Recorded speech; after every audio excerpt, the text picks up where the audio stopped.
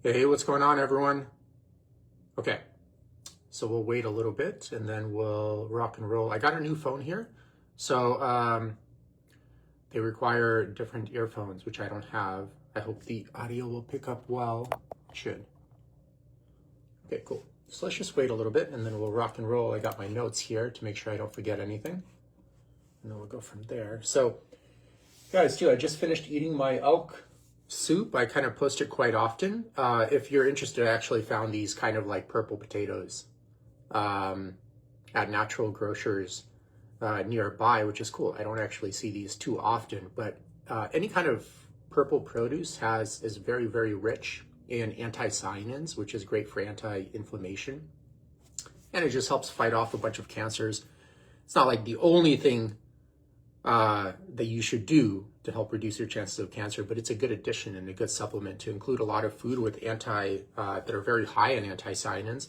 And then obviously just be conscious of like the myriad of inflammatory markers that you expose yourself to on a weekly basis. But the elk soup I made out of these guys here, some red carrots, and also the elk. A lot of people ask me, I don't get any kickbacks from this at all. This is just kind of what I do. This is not elk, but I get it from this company here. Force of Nature. You can probably just Google, like, I think Force of Nature meats. For some reason, when I do an internet search for them and I write Force of Nature, some other companies pop up.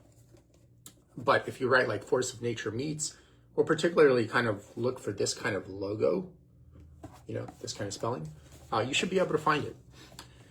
And they're really cool. All their animals are fed a species-specific diet, which is very important. Because remember, kind of sounds a little weird, like I always say, but you know, your body and mind are made out of food. So if you're sourcing sick animals and sick plants grown with a bunch of chemicals, you can't expect to be healthy yourself. You know, it's just kind of one and one. So I kind of made the soup. I included the recipe on that on the Facebook group I have if you guys want it. But if you want me to link it to you, just mention it in the comments and I'll include it in the comments section. So, okay. And again, you guys, if you have any questions at all, just please let me know on any health related topics. May not have the answer, but I'll try my best to answer it. Okay. So let's rock and roll. We're going to cover an important topic today. It's kind of a good timing because everyone has their New Year's resolutions, right? But for a lot of people, just unfortunately, they're going to make a quick attempt, you know, the first 3 or 4 weeks of the year, and it's just kind of like business as normal. And for a couple of reasons. So for people that are interested in creating change, I'm going to outline the 4 stages of change and kind of how to stop the habit of being yourself if being yourself is no longer serving you, you know? And that way you have a clear outline of these stages and you know which stage you are in and which challenges to kind of be conscious of and attend to during those stages. So let's rock and roll. And I'm just going to go down the list in chronological order. So there are 4 steps in general of creating change. And I'm going to kind of theme it around, you know, mental and physical health or aesthetics, you know, because that's what this page is dedicated to. But just know you could use this for anything, for financial goals or relationship goals or whatever. And the process is kind of the same, okay? But at least that way you have an outline, a kind of blueprint of a general direction you need to go and the steps that need to be taken. So the first step of creating change, and in terms of people's health, especially in America, kind of sound a little bit spotty with the reception today. So they're kind of stuck in this stage. And the first stage, which 90% of people are stuck in America, and unfortunately will never get out of. They might kind of ooze into step 2 occasionally, but really just be stuck in stage 1. And that's the problem unaware stage. And these people have a problem. They have a lot of mental health challenges. They have a lot of physical health challenges, but they've been kind of at it for so long, it's been normalized, or they've been brought up in a family that has normalized obesity, misery, medical drug dependence, and disease. And of course, 80% of what a child learns from their parents is simply just by observing their parents. not from what they say, but like what they do, you know? So if their parents are on a bunch of medical drugs and are very overweight and eating highly processed food, because you guys remember, it's very expensive also to maintain an obese body. It costs thousands and thousands of dollars per year in processed food, liquid calories, fast food, alcohol, etc., to maintain that physique. It's not cheap. And in fact, if you lay out the costs, especially directly and indirectly, it's far more expensive than maintaining a healthy body like mine, just normal looking healthy body, you know, fit healthy body, and stuff of this sort. But I've addressed that in many other topics. But this stage is very important to be conscious of, because a lot of people are unconscious that they're physically and mentally sick. They think kind of how they feel, like if they feel terrible or have gut issues or have blood pressure or whatever. Amit is in the house. We're talking about stages of change, 4 stages of change. I've actually had a podcast with Amit. He's a good friend and a psychologist, and I'll link it below. We talk about ambivalence, the psychology of ambivalence, which is the 2nd stage of change. And so in the 1st stage, I have some objective ways to tell, like, are you sick? Are you mentally or physically sick?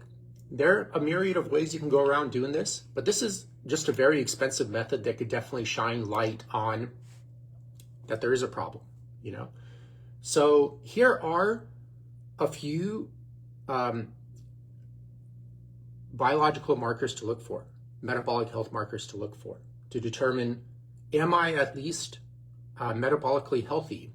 And 90% of Americans are currently metabolically very sick. And here are the markers to look for to determine, like, hey, you know, have I normalized pathology in an objective way to determine that? So first and foremost, for males, is your body fat between like 10 or 12-ish%?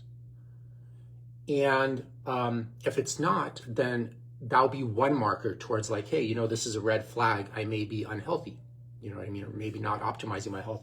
That's not the only marker to look for. I'm going to mention a few more, but that's just one objective way to gauge it.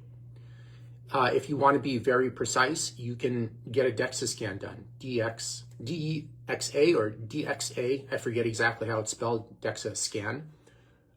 They offer those pretty much anywhere these days. They're quite popular. I think it's like $90 to $100.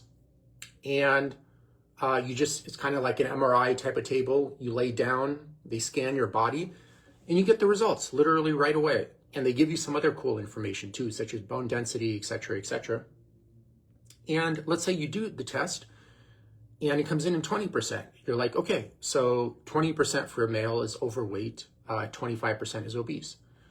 And to have a good body fat percentage, I need to be somewhere between 10 or 12%, you know? So then you know, hey, I got to lose like 8% body fat. And I can kind of get that number down. But you also know that you're not healthy in that metabolic health marker. Another one to consider is having a blood pressure less than 120 over 80, you know, or even 120 over 80, I would say is pretty good also. But so if it's over, then you're like, hey, you know, there's another marker to consider. I may have normalized pathology and I'm not doing that well. And it's something to attend to. Because remember, if the main thing with change is if people don't see that there is a problem, there's no need to change. You know what I mean? And the problem with American culture is, although it's so common, people get it confused as normal, that mental and physical pathology has been normalized to such an extreme extent. Like, Americans are the most medically drugged out humans in all of human history, but still remain the sickest humans in all of human history, you know? And this is so common that people think this is normal, but it's not normal. So it keeps people in this loop of being problem unaware. They're like, well, you know, my friends are on 3 antidepressants, although they're still depressed, you know, and looking terrible.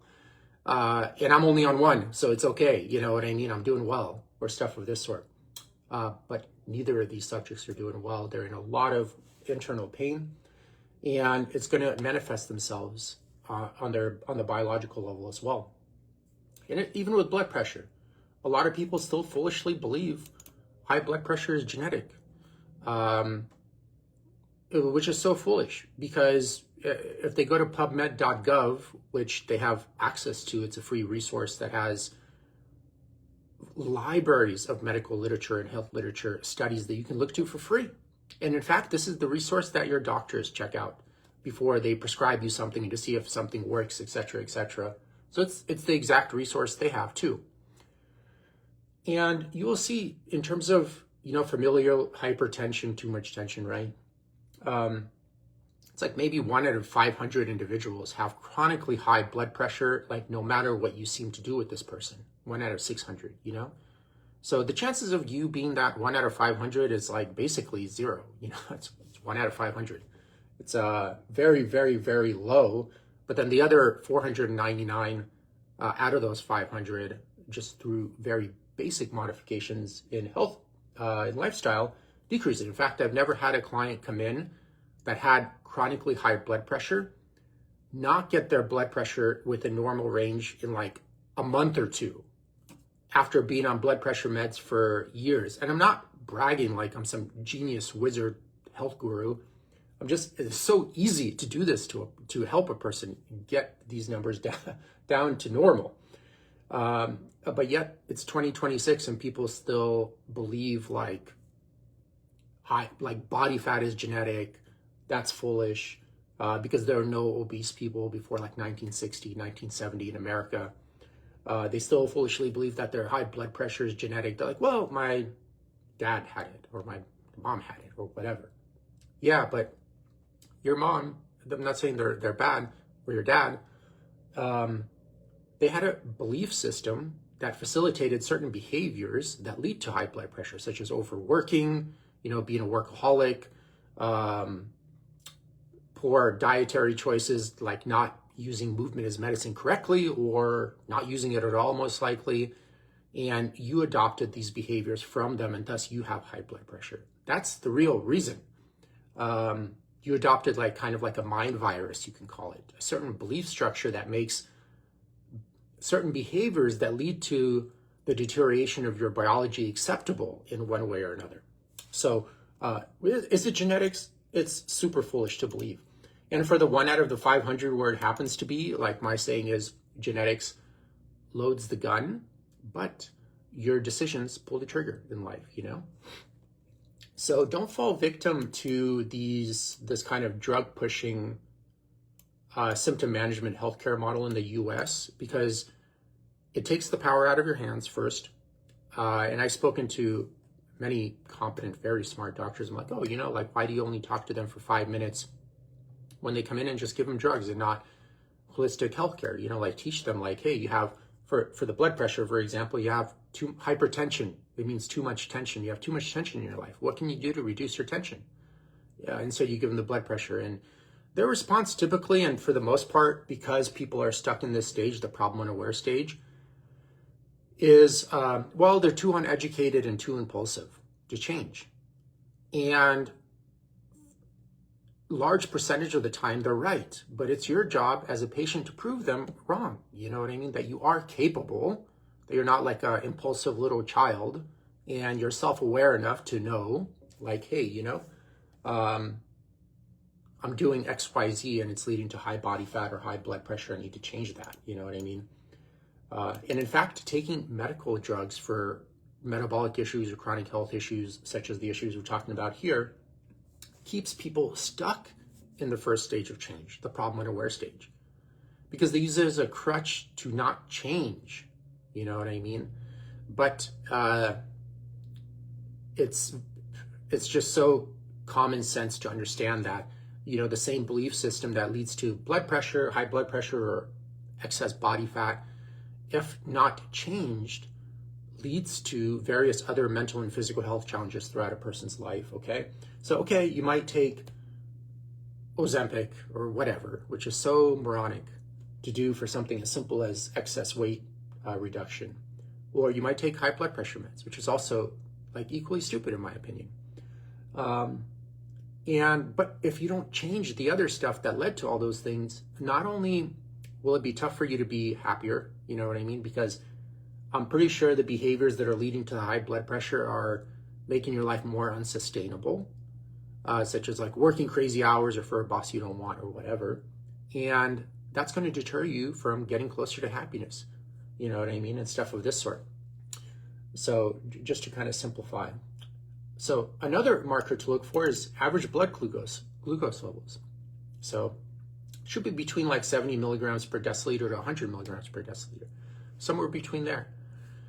And a lot of Americans are over because right now 70% of Americans are obese, and 70% are obese, not overweight, like straight up obese, and don't even know they're obese. They might think they need to lose like 5 pounds, 10 pounds, because the person next to them is so heavy, so much heavier. But really, they need to lose probably like 30 or 40 pounds. And again, if you get that DEXA scan, I guarantee you the average person will probably be, or 70% of people will be over 25%, right? And 85% of people will be over 20%. 25% and over is obese for a male. And I get a lot of people that reach out and they're like, for coaching, and they're like, well, I want to lose like 10 pounds so I can be like ripped. You know what I mean? And the person's like close to 30% body fat. I'm like, well, you need to lose 40 pounds because you're almost morbidly obese. You're like, oh, I can't be obese. I'm like, well, you are. And so again, these people are kind of stuck in problem unaware stage. And it has to do with education background too, you know, because if they're educated on these things, they can be more problem aware as well. So if your, average blood glucose levels are, out of that range, well, that's another marker to consider that, hey, something's not right. And you become problem aware. You're like, hey, I'm not living as sustainably as I thought. I'm actually normalizing mental and physical illness. So another thing is triglycerides. You want that number to be below 150 milligrams per deciliter. And again, like I still run into 2026, I still run into people that think that's their high triglyceride levels are like genetics. You know what I mean? So foolish. It's not genetics. I've never seen anyone not be able to control it with even the bare minimum amount of absolute basic coaching and lifestyle changes. Another thing to consider is like HDL. So that number you actually want to be higher than 39 milligrams per deciliter, okay? Again, very easy to get it within range. And two other variables, or let's just say one other variable to consider is total testosterone. We'll skip free testosterone and the other hormonal markers because I want to keep this show under an hour. You want it to be somewhere between 700 to 900 nanograms per deciliter, okay? Which is a totally healthy number for a healthy male. I'm like almost 41 years old, and I'm around 950 nanograms per deciliter.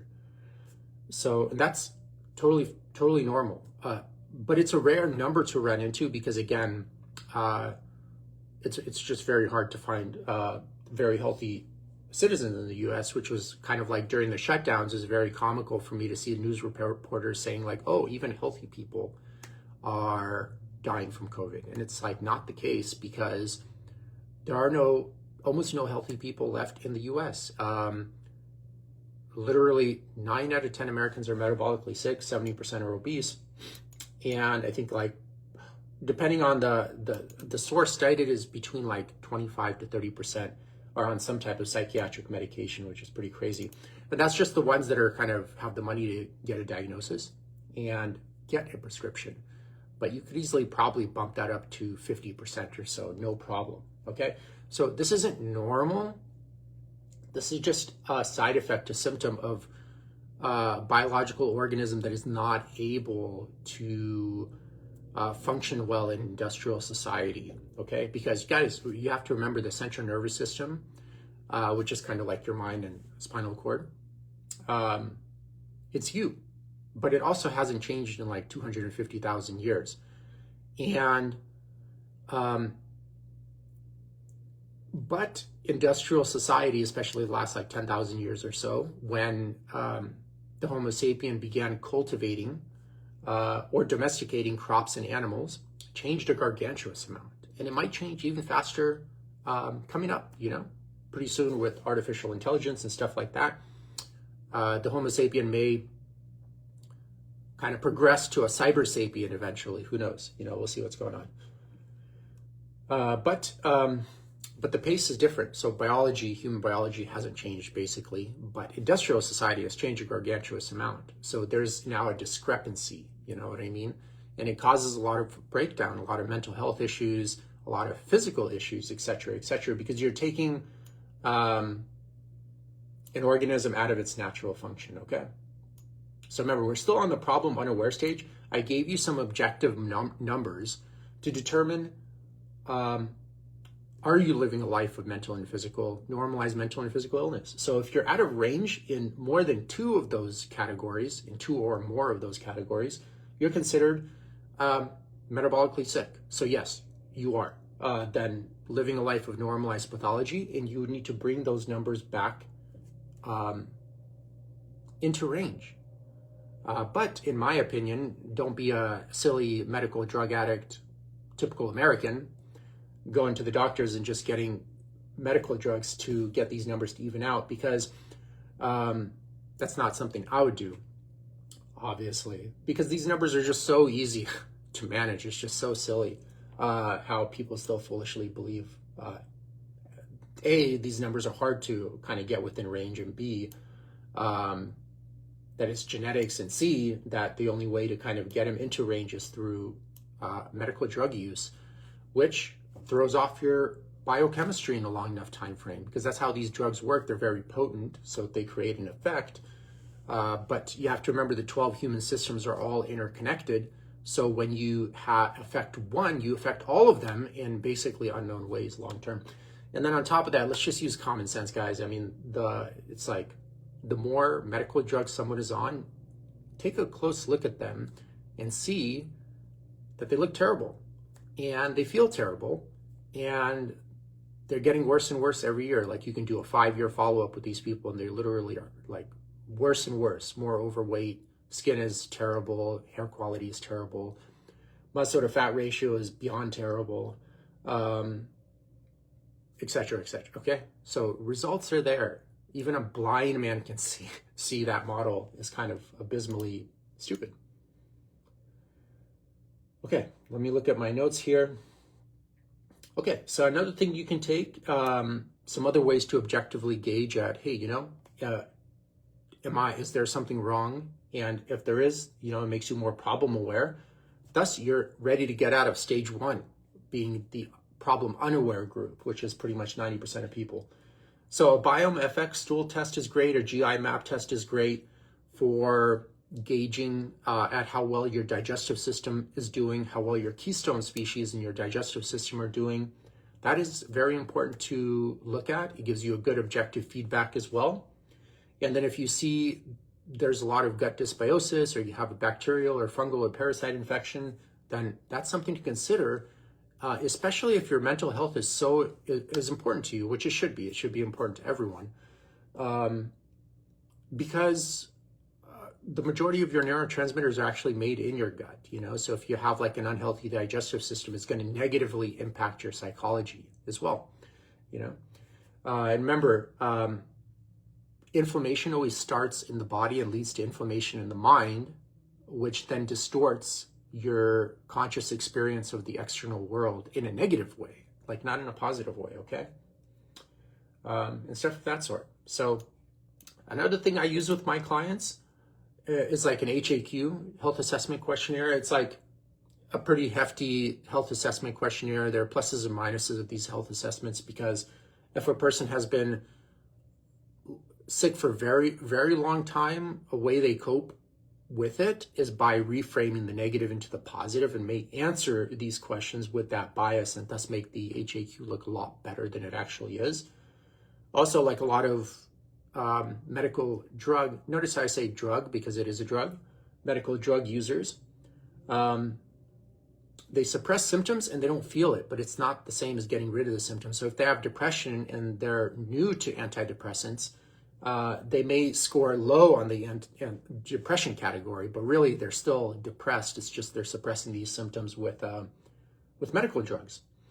There is also an interesting retrospective study. Should have brought the number here. I mentioned it on another live, and they showed the the gargantuous impact of chronic medical drug use on the digestive system. They showed that antidepressants oftentimes had a more impactful, I'm kind of losing touch with what words I want to say here, more impact on your digestive system than even broad spectrum antibiotics, okay, on your gut microbiome. So you got to know what you're getting yourself into, you know? It's like, should I, learn how to be healthy and happy and not need all of these drugs, or just maintain miserable, obese, and sick, but just miserable, obese, and sick, but with medical drugs, So it's up to you to decide what you want to do. So, okay. So that covers stage 1, step 1, problem unaware. So there's so many other things you can do to become problem unaware as well, or problem aware rather, and get out of step 1. But those are just some very low cost, inexpensive, objective ways to determine, like, hey, am I normalizing pathology in my life? And according to national statistics, 90% of people are in the US, okay? But they've been doing it for so long, they don't even know they're living a life of sickness, right? So it's important to kind of shine light on them. It might, they might not like you for saying it to them or whatever, but it's not doing them any good by staying in this stage either. It's just turning them into medical drug addicts, and that's it.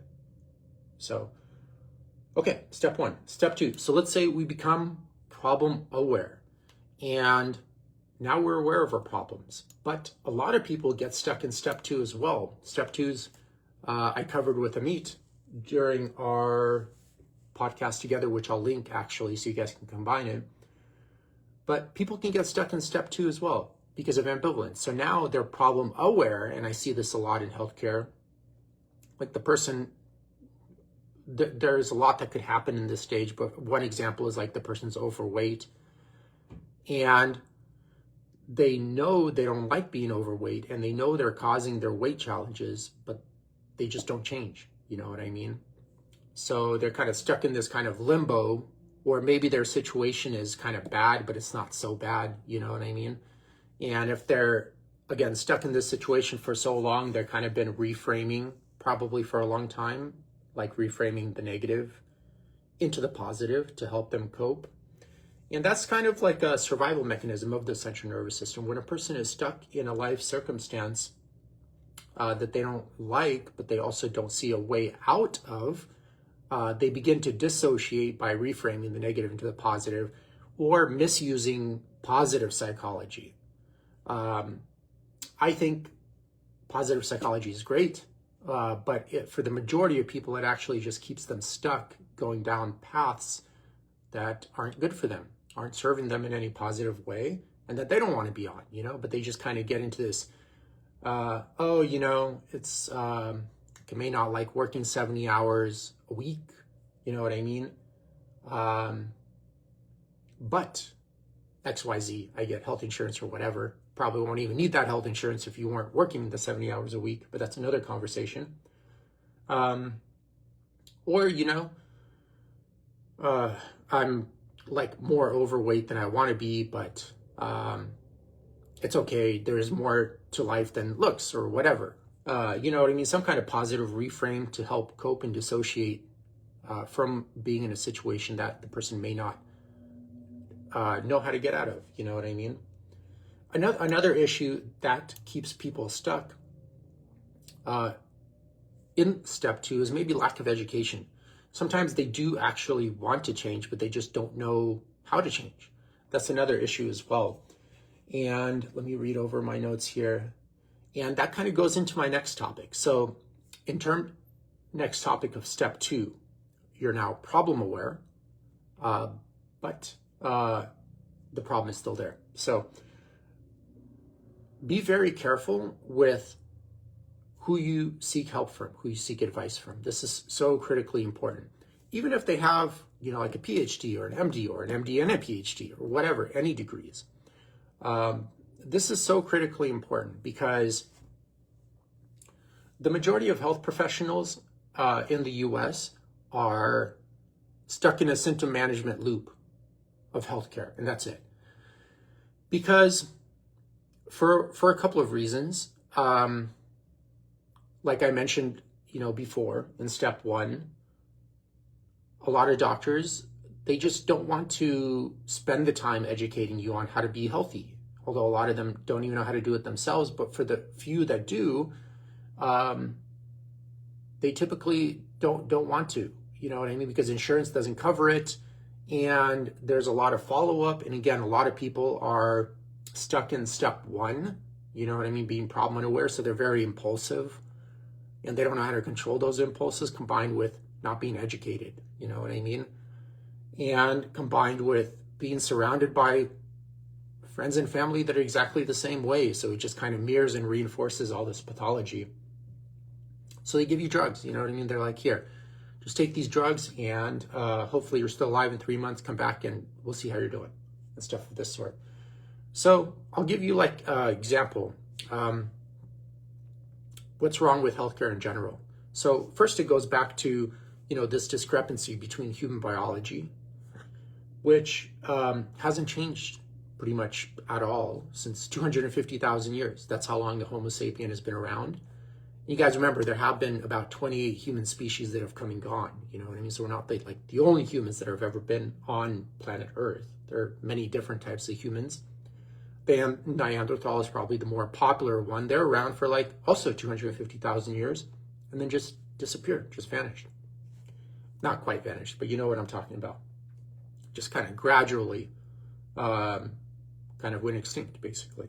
So you have this biology, this biological organism that hasn't changed, that has these set rules that it has to obey by to live healthy.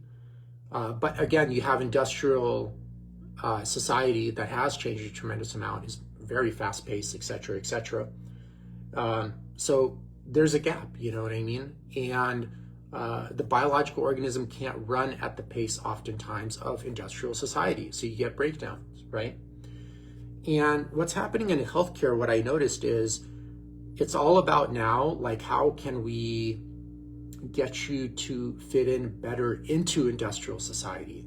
So instead of like, you have like a, the common example, you have like a fish in a tank, but the tank is very dirty, and they keep kind of giving the fish medications, and they maybe put some like little bubble wrap around it or whatever, so it isolates it, but no one ever thought of just moving the fish to another cleaner tank or just cleaning the tank altogether, right? So these days, health professionals are stuck in the model of how could we get you to fit better into industrial society, instead of realizing that industrial society is outpacing human biology, and that's what's kind of leading to a lot of mental and physical disorders.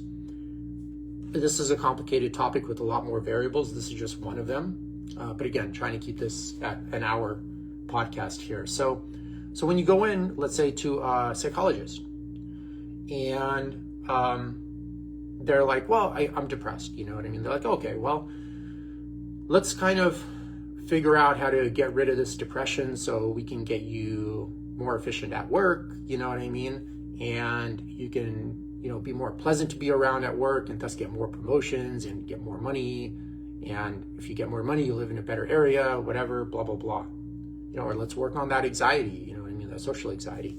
So you can stand out in your meetings and be heard and whatever, you know what I mean? But same with doctors, you go there, medical doctors, and you go there and, I got high blood pressure, you know what I mean? Or I have depression. Okay, here's antidepressants. Let's not worry about like your work, your internal and external environment, all the variables that go into that. Let's just kind of keep you in the industrial system, but here, just take these medical drugs, or let's kind of learn to reframe the internal story from the negative to the positive somehow, just so we can keep you on this hamster wheel and be like another cog in the machine. And that way we can keep the machine running, you know what I mean? Also, personal trainers, same thing. It's like they're just using diet and exercise to manage symptoms, you know what I mean? I think it's overall better choice than like antidepressants, or like using Ozempic for weight loss, something like that. but nonetheless, they're using diet and exercise to manage the symptom of excess weight or the symptom of high blood pressure or whatever. And when you get in a loop of managing symptoms, it just creates more symptoms over time. You either like meet the problem at the level of the problem and it goes away, or you don't, and the problem persists. It's that simple. And I don't care, like as a quick example, I don't care, let's say you have house A and house B, and I told you paint house A, and you went and painted house B beautifully. You know what I mean? I mean, even Michelangelo would be so proud. And I'm like, dude, you painted the wrong house. And you're like, well, it's so beautiful, and look how much work I put in, and I put so much attention and effort. It doesn't matter. You didn't meet the problem at the level of the problem, so the problem persists. That's it. You know what I mean?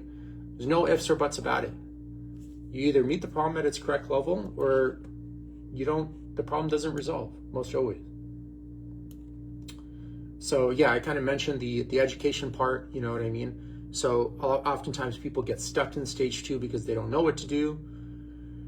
One thing that could help, one thing that I would just be humble enough to realize is it's going to be tough to solve a problem with the same belief system that led to that exact problem. So, which is what pretty much everyone tries to do, you know what I mean?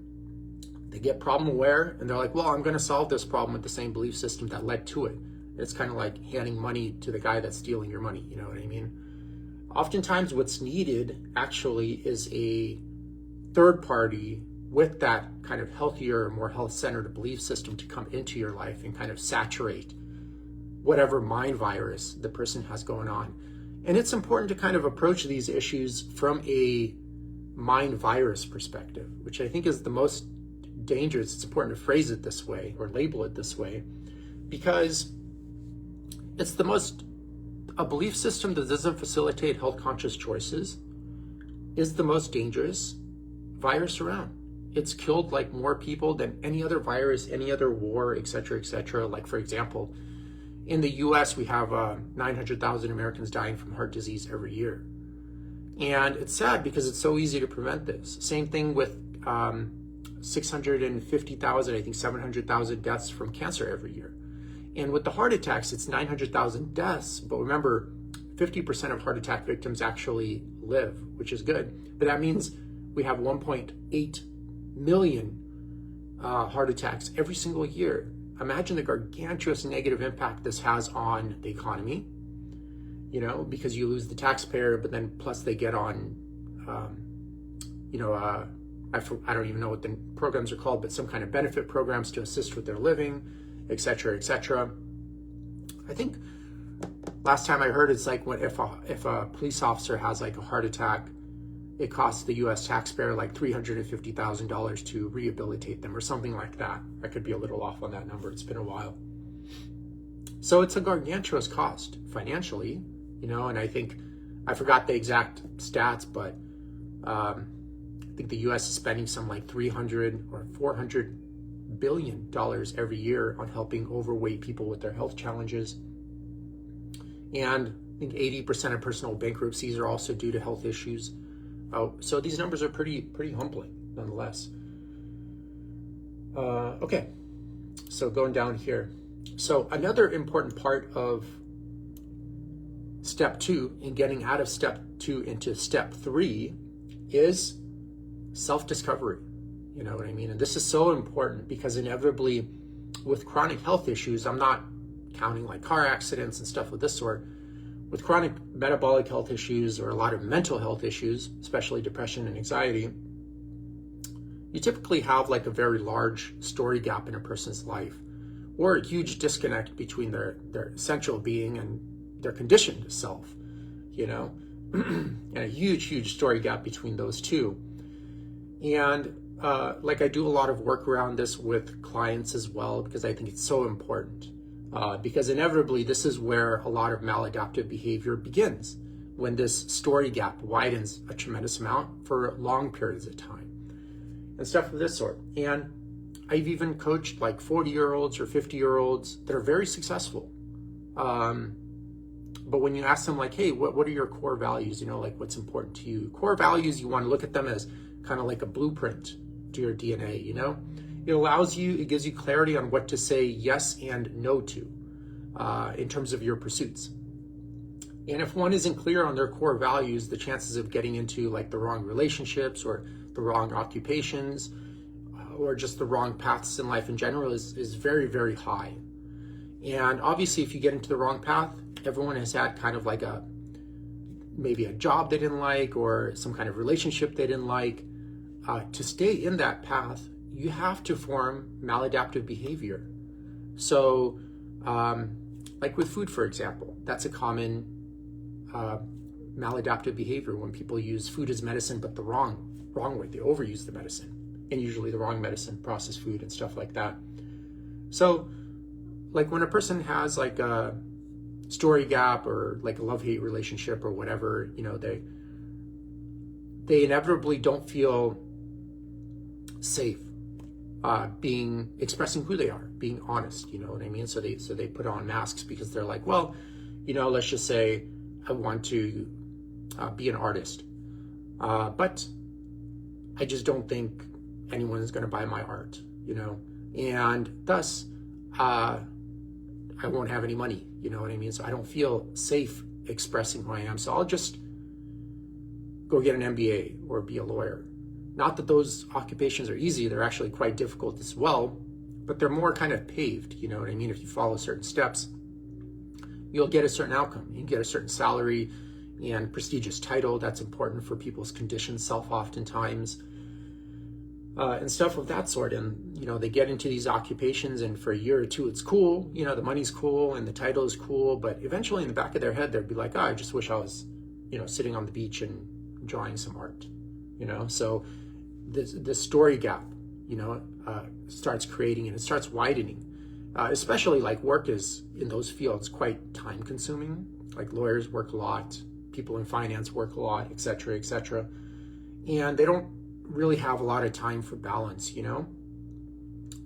so they start to get disgruntled because this story gap is very stressful on the central nervous system in long enough time periods, and they start getting the story gap, and they, for example, maybe start abusing food because food accepts you for who you are. It doesn't ask any questions. You know what I mean? Unlike the external conditioned world, which never accepts you for who you are. So there's a funny saying, I don't know where I got it from, but it's definitely not mine. And the saying is kind of like society tells you, oh, just be who you are. And then you be who you are, and then society's like, no, not like that, So that's exactly how the external world works. Industrial society works. You inevitably have to wear a certain degree of masks, but you want to be careful with not wearing a tremendous amount of masks, because then the more masks you wear, the more fake you are to yourself. First of all, if you're not honest with yourself, you can't be honest with anyone else either. You know what I mean? So it always starts there. So above all else, like Donetsky would say, do not lie to yourself, because that will keep you stuck in step 2 for forever. And a lot of people get stuck in this step as well. It's kind of like quicksand. It takes good effort to really push yourself out of it into step 3. So, and food also, like I mentioned, it tastes good. It provides that love, you know what I mean? At least at the biological level. And it gives you power too, which a lot of people don't feel they have. So you can kind of buy the food, you can eat it, you can put it away, you know what I mean? But a lot of people feel they don't have the power to be their genuine self, you know what I mean? Which is so important. Because again, if you're not honest with yourself, like, you can't be honest with anyone else. And no one will ever know you then. They just kind of know your conditioned self, your actor self, stuff of this sort, or your false self, different names for it. So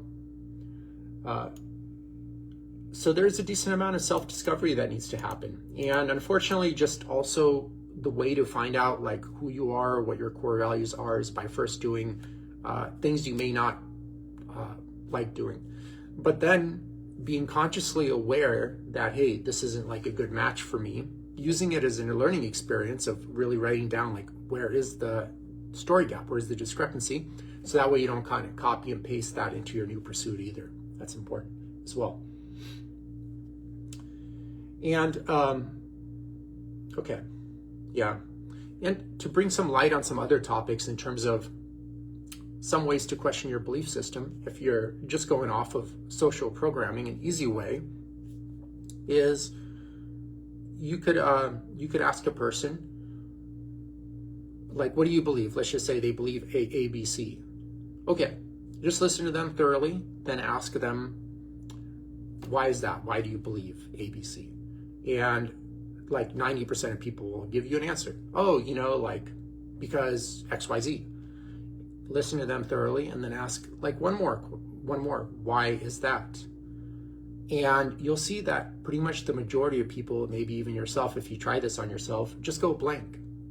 They don't know why they believe X, Y, Z. You know what I mean? Which tells you that they're just mirroring social norms, which is kind of okay to a degree if you're dealing with a mentally and physically well society. But again, mental and physical illness has been normalized to such an extreme extent in US culture that that's actually a really bad thing if you're kind of like everyone else here, because everyone else is very mentally and physically sick. So obviously being them or being a better version of them is not going to be a good idea for you, because it's not serving them in any positive way either, at all. So just the numbers speak for themselves. So let's go ahead and continue. Okay, now with core values, right?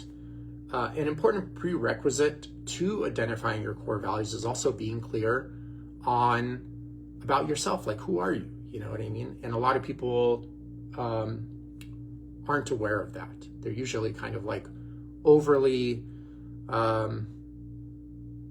reliant. Reliant's not the right word. I'm having trouble getting the right word. But overly merged with the content of their mind, like thinking they are their thoughts, or overly merged with their conditioned self and stuff of this sort, or just completely obliviously unaware, like I just mentioned about that quick practice example. So it's important to kind of find out, like, who are you? And like Walensky would say, it's either like you know who you are or you don't. It's not like you can get like half pregnant, Let me see. Yeah, so okay. So the next thing is, how can we go about finding out who you are? And there are many systems to this. This is just kind of like a flow, like I like, you know what I mean? You just got to find what works for you at the end of the day. But you can kind of look at it as like a etiology tree. So let's say at the top we have excess weight gain. You know what I mean? So excess weight gain or excess body fat is kind of like a symptom. You know what I mean? You don't want to focus exclusively on the symptom, like, oh, I have excess weight. You want to be thinking, like, what actions are leading to this excess weight? And you're going to go down this etiology tree and you're going to find out that it's poor lifestyle and nutritional choices, obviously. But then you got to ask it deeper. You don't want to stop there. You want to ask it deeper. Oh, well, what's leading to these poor lifestyle and nutritional choices? It's basically kind of like self-abuse, right? Like, why would anyone want to self-abuse themselves? There are many layers to that answer. But one of the layers is kind of like a belief system, a mind virus that doesn't facilitate health conscious choices. And then you have to ask yourself, like, well, like what leads to these choices? You know what I mean? And kind of basically this maladaptive behavior. And kind of like I mentioned, you're kind of looking at like a story gap, like love-hate relationship is very common.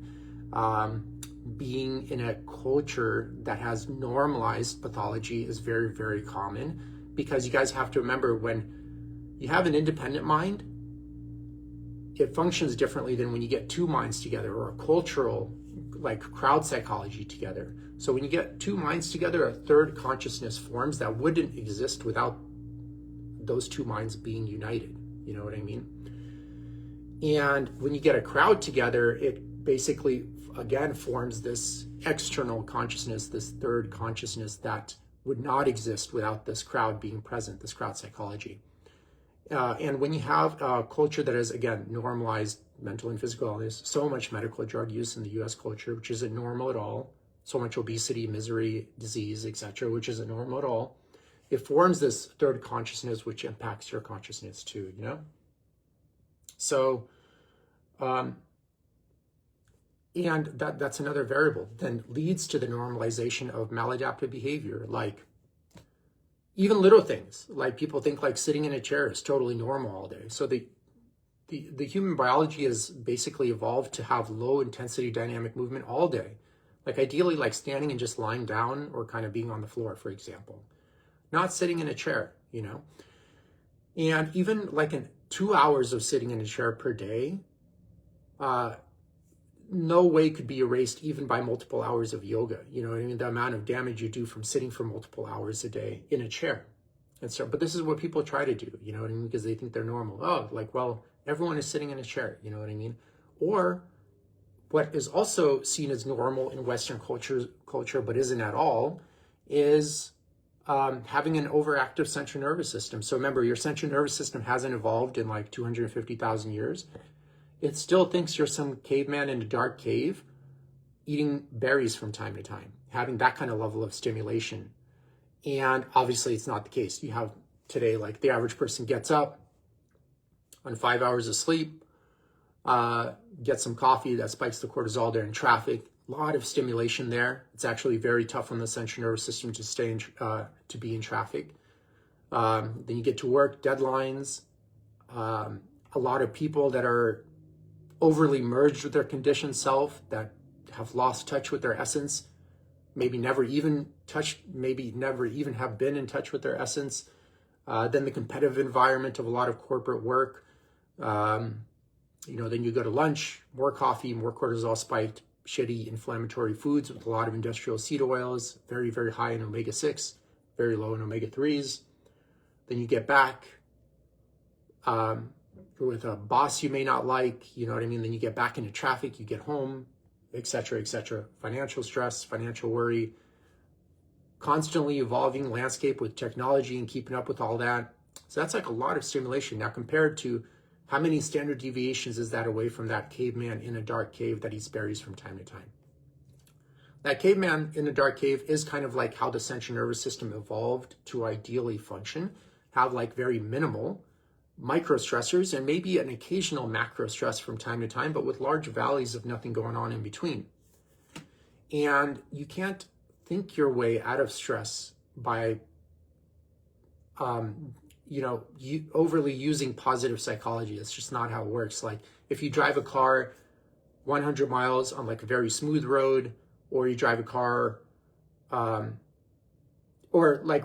drive a car 100 miles on a smooth road and you don't like it, and you drive a car 100 miles on a smooth road and you do enjoy the ride, the wear and tear for 100 miles is still roughly all the same. You still need to repair the tires, pull over, get some more oil or whatever. So it's the same thing. It's just not normal to work in front of a computer 10 hours a day, 6 days a week, 5 days a week.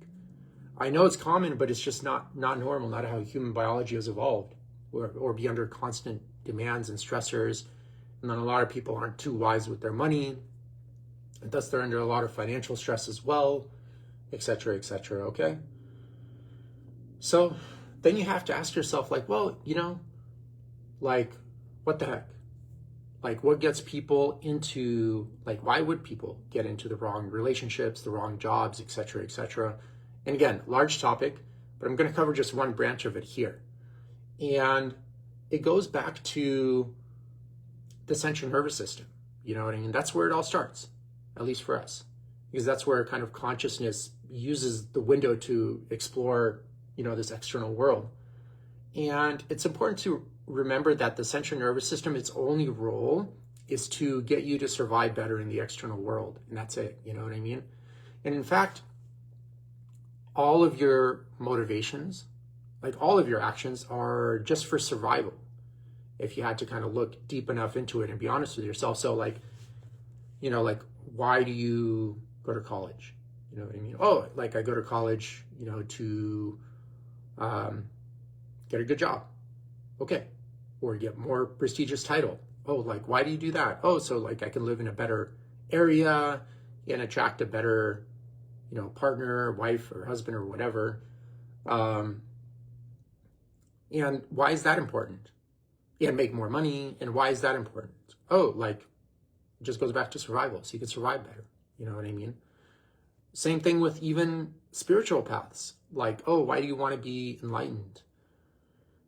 Or religious paths. You know, why do you want to be closer to Jesus or whatever? Well, why do I want to be enlightened? Well, so I could kind of understand the external world a little bit better, and there's less friction in my decision making, and I can kind of move about the world a little bit with more ease, and then people will ask me for my advice or whatever, and then I'll be sought after, and people will respect me. Like, why is that important? Well, it enhances survival, and that's it. So it always goes back to survival. Even when you partner with someone, it's kind of like, on the surface, kind of like giggly, goggly, whatever, love. Really, it's just you're there with that person because you hope they will increase your survival, your ability to survive better. You know, you have there like another partner, you know, like a teammate, etc., etc.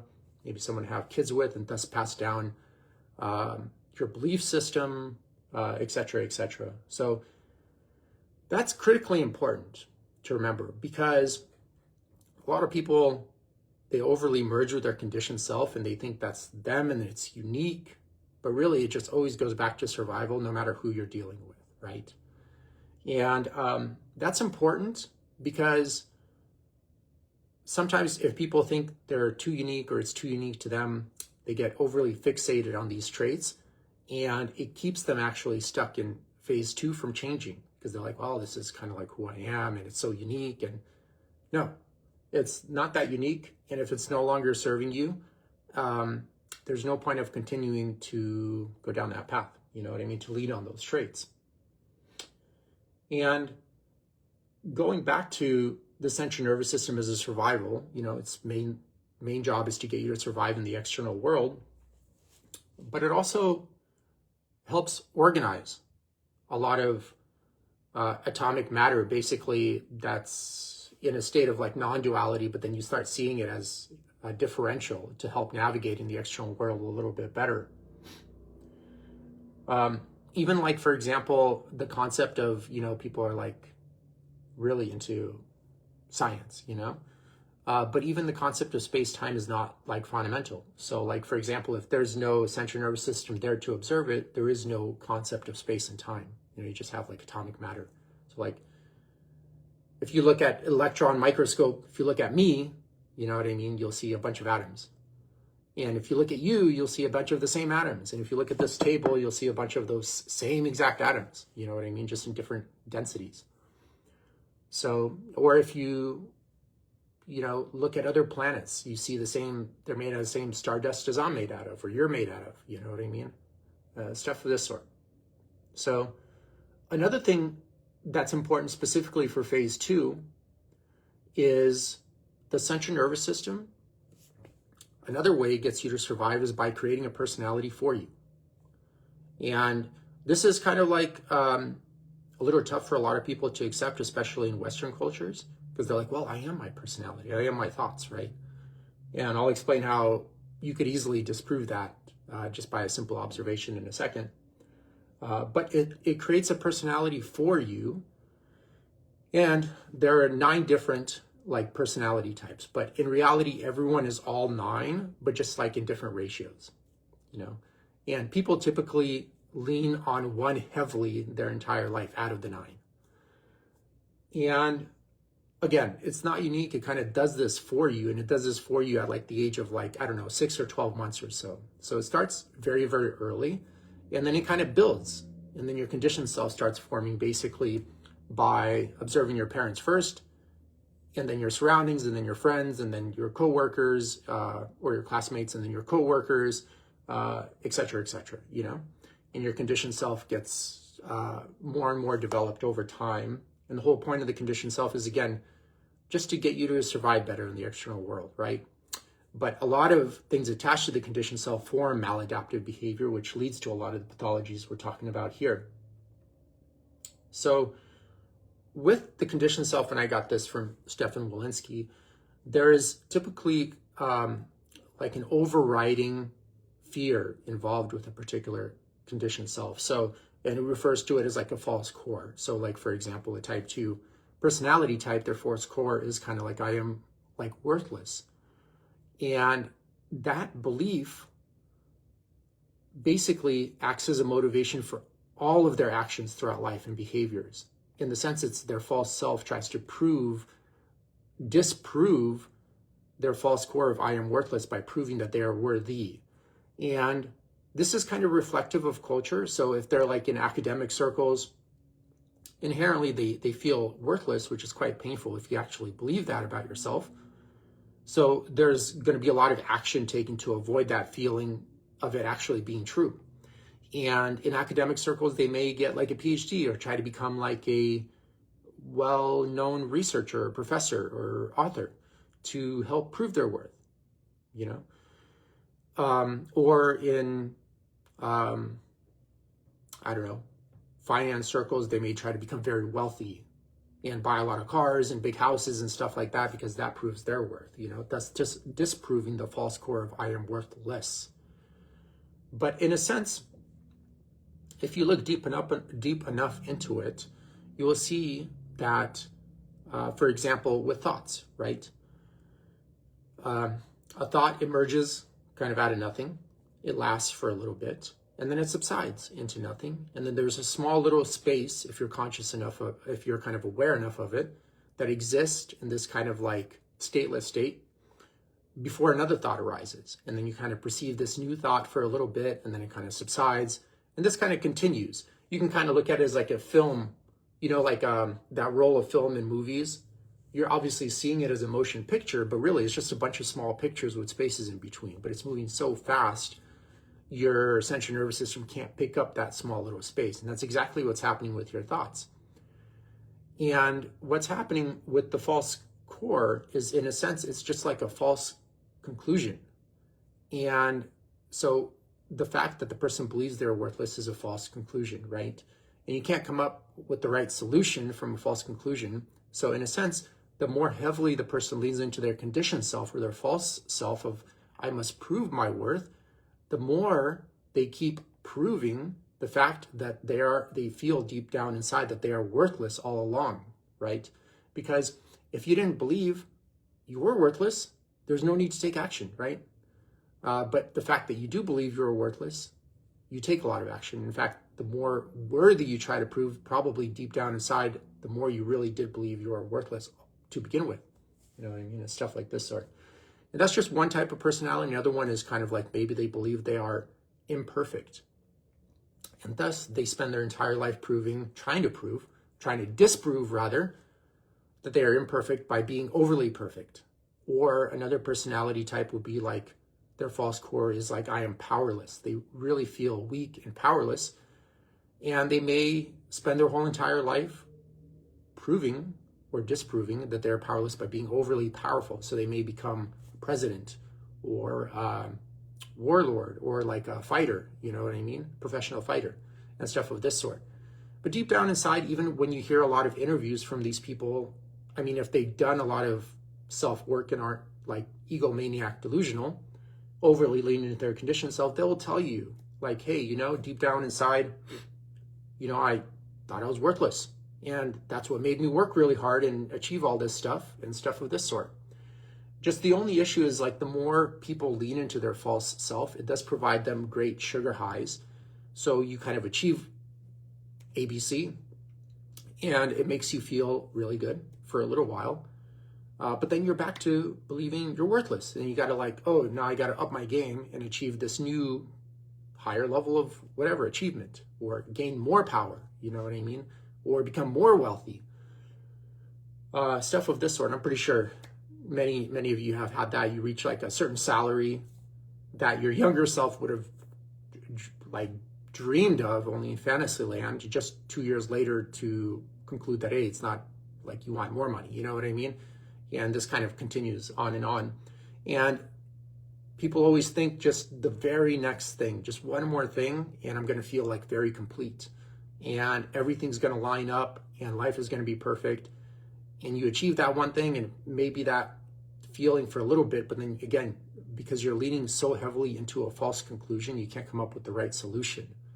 Thus you over time begin to form maladaptive behaviors And you see this oftentimes with professional athletes, actors, very wealthy people that become drug addicts, for example, or just mentally unwell, because there's so many cycles of these you can do before it's like, you know, something's not working here. So something to consider. Okay. And then another thing to consider in step 2, I'm going to try to maybe go a little bit faster in step 3 and 4 here, because I want to get some lunch with the parents. But another thing to consider, you guys, is a lot of people are overly identified with their thoughts in the Western world, right? And this sounds super weird for a lot of people in the Western world, but you get all your ideas about who you are, your personality, from your thoughts, right? They come from your thoughts, your memories, associations, etc., etc. And a lot of people think they are their thoughts. You know what I mean? They're like, well, you know, that's all I know. You know what I mean? But if you notice, so 2 things. If you notice, thoughts arise, and that's where you get all your ideas about you. And the thought arises from like this blank state, like I mentioned earlier. It kind of lasts for a while and then it subsides. And you notice this thought only after the fact, in retrospect, never before. The thought arises and then you notice it after. Okay, so it's not your thought, right? Another thing to consider is, let me see my notes here, I kind of go on tangents somehow, is if you're observing something, like you can't possibly be it, right? So if you close your eyes, you can kind of almost see your thought, and you're looking at it, you're watching it. So just like the retina of the eye obviously cannot see itself, if you're observing something like you're looking at a chair, you can't possibly be that chair, right? So you're looking at your thoughts, you can't possibly be your thoughts. And if all the ideas about you come from your thoughts, all the ideas about you, kind of putting in quotation marks, come from your thoughts, then you can't possibly be them either, right? That's just the kind of common trend of thought here. And also just another experiment you could do is kind of look at it this way. Let's say you take out your arms, right? You're still there. Let's say you take out your legs as well. Now you don't have legs or arms. You're still there.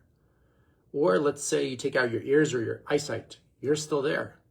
You know what I mean? So you're not any of those things. And let's say you go into a deep meditative state and you have no thoughts. And remember, all the ideas about you come from your thoughts. And now there are no thoughts in these deep meditative states, like samadhi. You're still there. You know what I mean? You, as the observer, are still there. So you can't possibly be your thoughts, and that's where you get all your ideas about you. So don't be overly merged with those thoughts if they're not serving you any longer, you know, in short. So, yeah, that's kind of funny. Usually when I bring this up, people kind of go blank. A lot of people, maybe not Amit. He would know what I'm talking about, but a lot of people would go blank. And it's not a subject for everyone, but if you're interested in knowing like who you are before all of this social conditioning began, which kind of takes you further away from who you are, then this subject is for you. And I think there's great utility in it in the external world, because it'll save you a lot of time and frustration in going down paths that quote unquote you think are right for you, but are most likely just pressured into you through social pressures and stuff of this sort. And it's not good to be guided by those social pressures from a very sick society, you know, because again, like those stats I mentioned, you know, you got to be like pretty oblivious and pretty ignorant to not see that that's some deep level of pathology. So, okay, you guys, I'm going to kind of speed it up a little bit here. I apologize. But step 3, let's say you get out of step 2, you start creating change, okay? Which always starts with changing the person that's causing the disease in chronic health issues. If you don't change the person that's causing the disease will persist, okay? So step 3, the change is starting to happen, you know what I mean? But it's all about sustaining it. You got to be careful. Step 3 is a little brittle, and it could get you to slide back into way. Because once you become problem aware, it's like super silly and stupid to pretend there is no problem there. But you still may get stuck in step 2, being problem aware but not taking the adequate or correct action. Lost a little bit of reception. Not taking the correct action to see it through. So step 2 is all about sustaining change. And there are a few topics here to concern yourself with.